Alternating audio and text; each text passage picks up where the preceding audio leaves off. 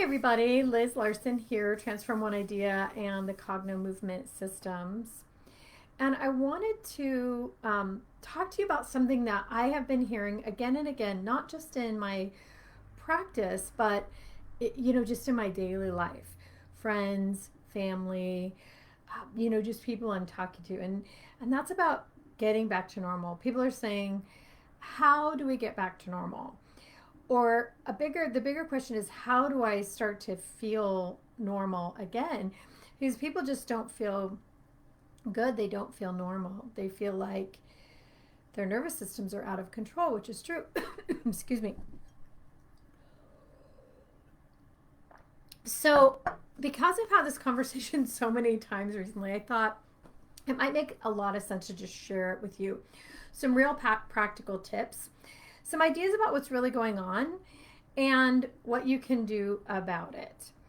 So, the first thing is that we have to get our nervous system under control. Most people are feeling anxious. They're describing themselves as having anxiety or depression. And what they really mean is they're having these bouts of not being able to get their nervous system, their mind, their cycling thoughts, their emotions under control.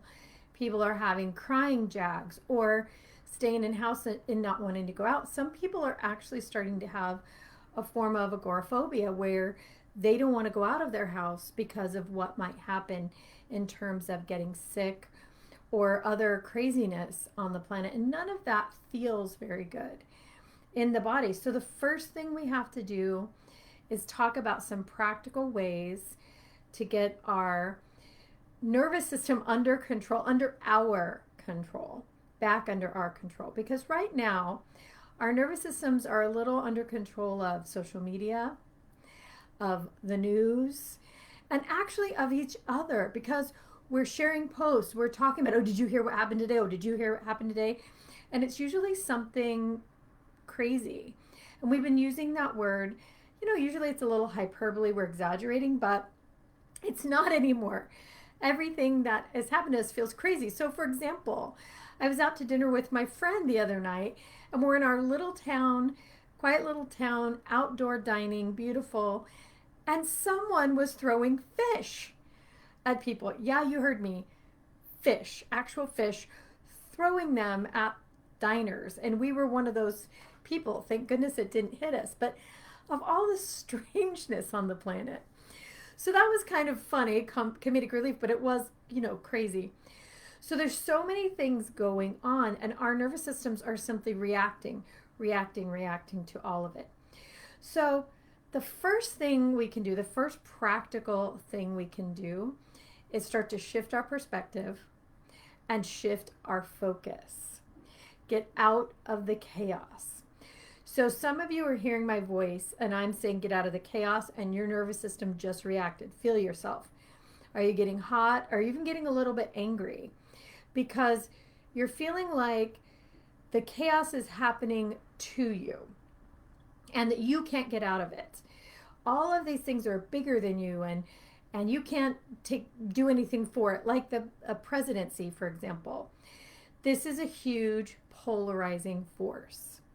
And we've got people on the extremes more than we ever have before. People wanting to and doing, actually deleting their friends from their lives who don't agree with them politically. This is not something we normally do. It's due to these extremes, the polarization, the chaos that we've started to become very accustomed to. So we have to actually be aware. For one, awareness is such a big thing.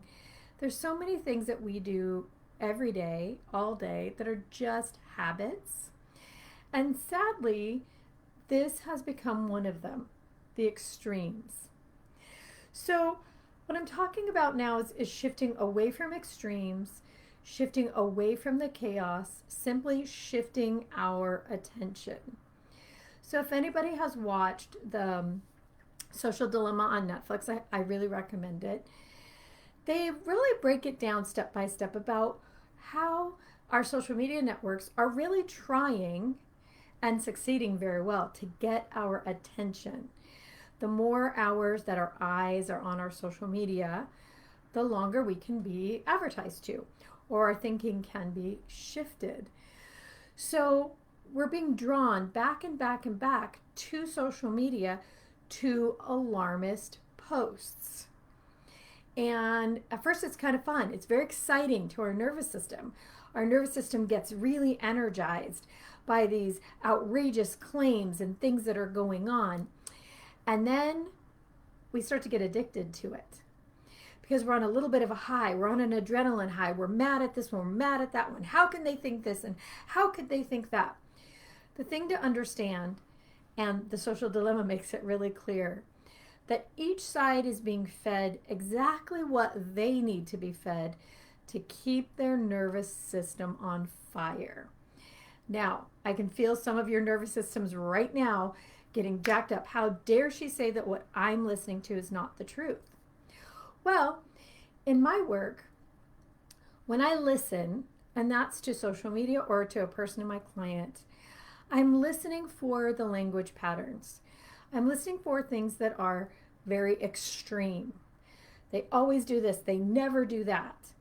I'm listening for things that are minimalized, things that maybe a person did, but it wasn't so bad, right? Nominalizations. I'm listening for things that are not said, deleted. And I listen to the news the same way. If we listen to most of what we're being fed or look at it, even in the paper, you'll see a very polarizing title. You'll see some information in the middle, and that maybe at the bottom or at the end of a newscast, you'll hear 3 sentences of what's actually going on. The truth is, most of the time those things are very inflamed when they're presenting them, but the truth is they're either not true at all, it's someone's supposition, it's something someone heard, or it's nothing at all. If you're not listening with discernment, you will take that headline and repeat it again and again. You'll tell people, oh, I heard so-and-so did this. I heard this about this party. I heard that about that party. When the truth is, if you had read down to the very bottom and vetted the source, which none of us do, we would find that that post was likely a whole lot of nothing. So that's one way we can do it. Another way that we can get our nervous systems under control is stop looking at it. Because we're being fed so many extremes right now, take a diet from media, from Facebook, from YouTube. Well, YouTube if you're watching fun stuff. From TV news. You know, watch Hocus Pocus. It's December. It's October. Watch something fun. Watch Mary Poppins. But remove yourself from the extremes. What you'll find will happen, and do it as an experiment if you don't believe me, you'll find that your nervous system starts to settle back to a real normal, where you can take a moment and pet your dog and really love and enjoy them. You could really have a conversation with your spouse over dinner that maybe doesn't include crazy or politics. Maybe talks about a really interesting idea. When was the last time you got together with a friend and talked about an idea that didn't have something to do with politics or the plague or something else that's so extreme? These things actually feel so good to us when we're back in a normal state, when our fight or flight has been removed. So let's talk about our fight or flight. Why do I keep saying that? Because our nervous systems get in this mode of there's a lion on my tail and I need to run. So it removes, guess what? All the energy and blood from our frontal lobe so that our critical thinking goes away, sends it all to our muscles to run. Well, now that lion on our tail is no longer a lion or a bear ready to eat us. Now it's the headline of a post. Now it's the headline of a newspaper. Now it's the conversation of our friends. So I've heard the argument a lot lately. Well, that person believes something that basically violates my fundamental rights or beliefs. So let's talk about that. Let's take the extreme out of that. Here's one big way that we get back to normal with our friends and our family and people in general, is we stop looking at them as a political party, as a political view, and we start looking at them again as real people, starting to look at their beings. If you're hearing my voice today, you know what I mean. Look at their being. Are they a person that in their life in general, in their business, in their work, and in their family, do they have a high value on integrity? Are they a person of integrity? Are they a person who treats their family well, their customers well? Are they a person who really does believe in fairness and actually treats people fairly in their lives? If the answer is yes, then they're a person of value. If the answer is no, I mean, you need to delete that friend a long time ago. But if the answer is yes, look at that person and consider that maybe they want exactly the same thing as you in your life, the exact same thing. So you want to be safe in your home. You want to have enough food. You want to be able to care for your family. You want to be healthy. You want it for yourself and you want it for your family, and so do they. Where they might differ is how to get there specifically. But as a nation, we've mostly figured that out. So start looking back at the beings, at the people. Stop making them an extreme headline, because unfortunately, that's what we've been doing with each other. And we're losing some of the most sacred relationships in our lives over the how question. How do we get there? How do we get there as a whole? And we each have different perspectives. We all know that. We don't look through the same eyes. We see things differently. And also, as the Social Dilemma so eloquently pointed out, we're being fed news that's extreme to keep us looking in one direction, which means we're not looking in all directions. We can't see 360 degrees. If we can get our nervous systems back down to what I call neutral, a place where we're no longer in fight or flight, we really are fully in ourselves, in our bodies, and we can see 360 degrees. And we can allow people to just be as they are, knowing that they don't necessarily have anything to do with us. Just let them be and let us be neutral. We can see what we need to do to make our lives a little better. One of those things, and one of the biggest things is, and also, by the way, a thing that settles your nervous system, is to be of service. I don't mean the kind of slave of service where you're running around doing everything for everyone. What I mean is, if you feel that there's someone who's treated unjustly in your community, help them. Help that community. Go read where children need to be read to, where they aren't being read to, in centers for domestic violence, in places where, in homeless shelters. If you're a professional, donate clothes to people who need that to get into professional work. Mentor them. If you're a person who none of that applies to, and you have an elderly person in your neighborhood who really shouldn't be going to the store, go pick up their groceries.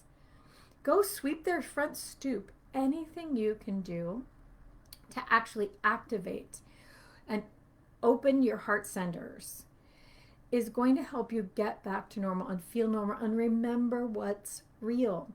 It's just people. It's not these extreme things that are going on in our lives or headlines. It's the people who live in our houses, near our houses, in our neighborhoods, and in our towns. Find a way to actually serve. And when you do that, your nervous system comes back to neutral, comes back to normal. And all the chaos tends to fade away in that moment.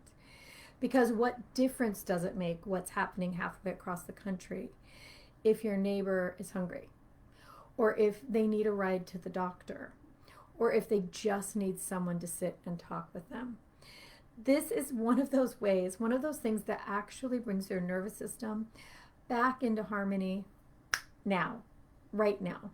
You're feeling anxiety, you're feeling stressed out, you're feeling depressed. Go sweep someone's stoop. Go help someone to their car with their groceries. Go do something that is actually of service. Maybe you're an animal person. Go volunteer at a shelter. Do something right now to get your nervous system back into harmony. And you'll immediately feel better. My number one prescription that I give to people in my office is go on a news diet. Just 4 days.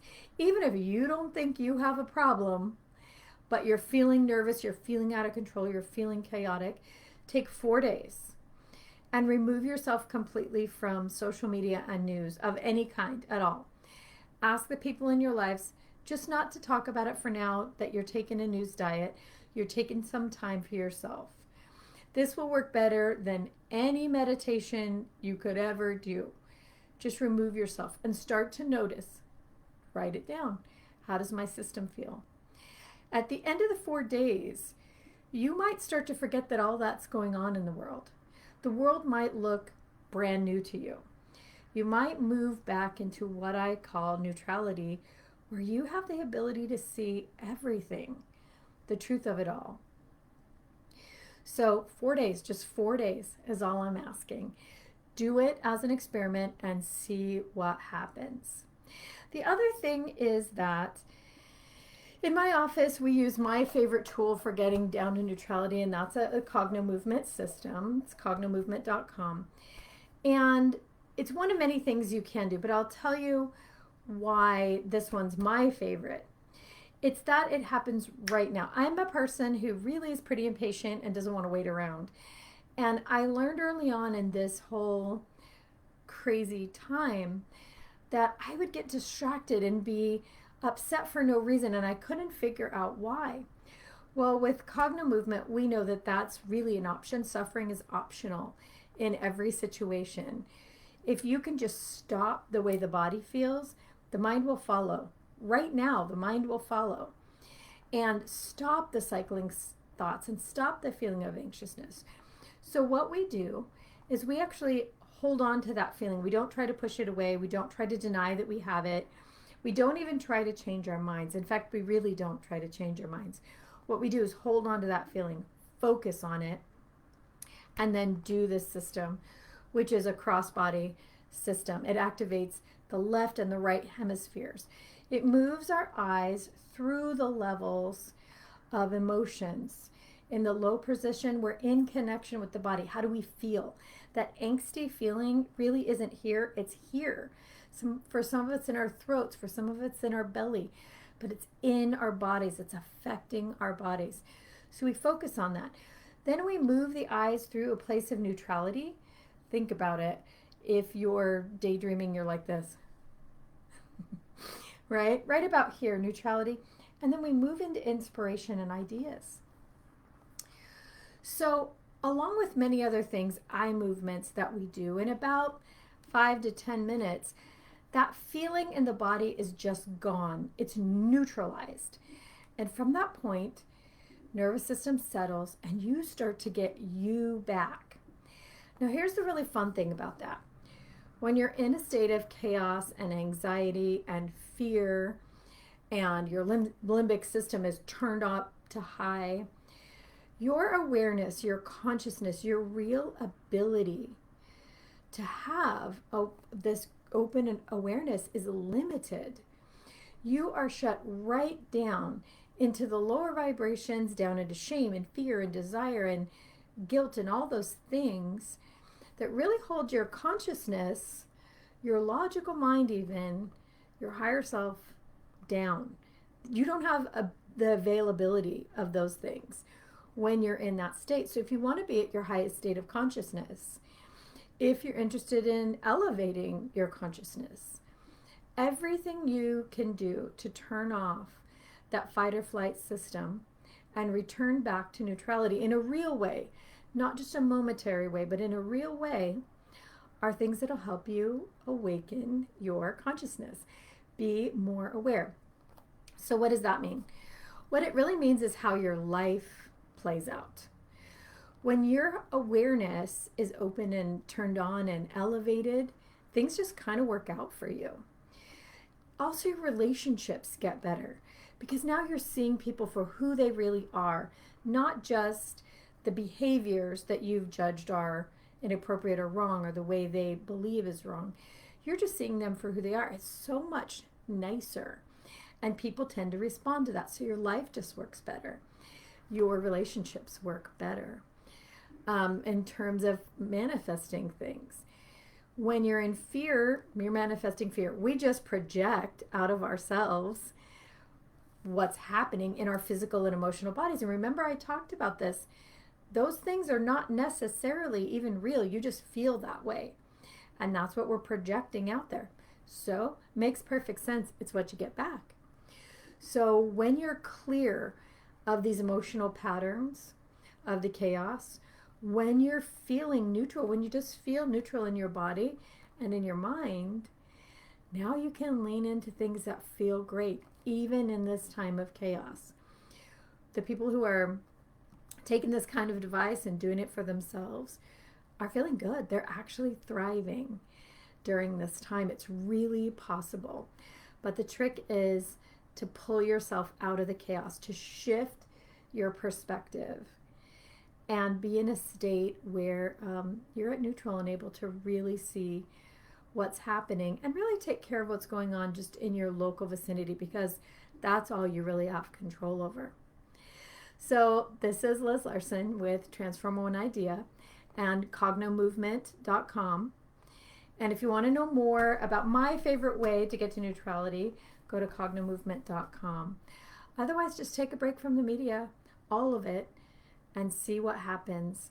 The other thing is get out there and be of service. Really help someone and see how you feel. Just notice yourself. Notice when things are extreme. Don't pay attention to those. Notice when things are being minimalized way too much. Maybe delete that.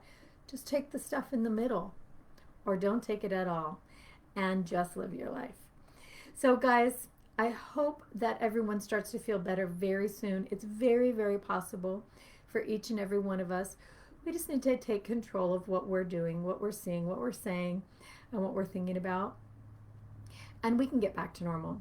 In fact, we can get back to better than normal. If you need some help with that, please reach out to me or Bill McKenna at the cognomovement.com website. Actually, we have all kinds of practitioners there all over the world, so you can reach out to any one of us or just take some of the simple advice. We'll see you guys all again really soon. Bye.